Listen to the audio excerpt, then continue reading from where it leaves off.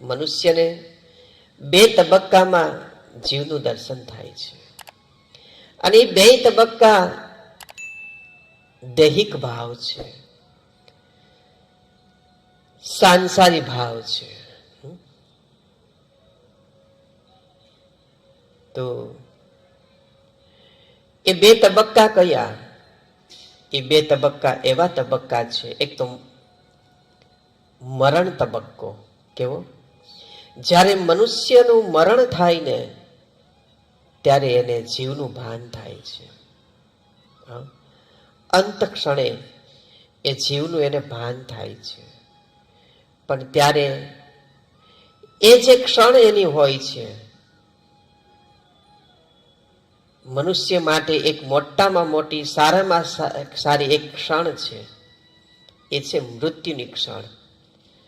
એ ક્ષણને જોવા માટે જ સદગુરુની ઓળખ કરવાની હોય છે.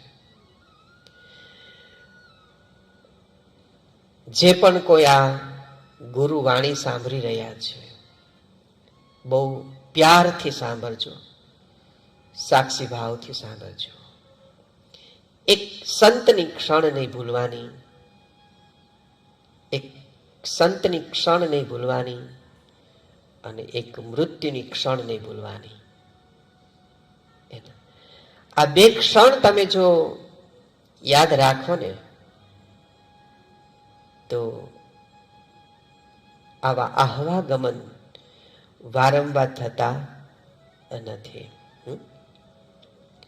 આવા વારંવાર પુનરાવર્તિત જીવનો આપણે વ્યતીત કરવા પડતા નથી.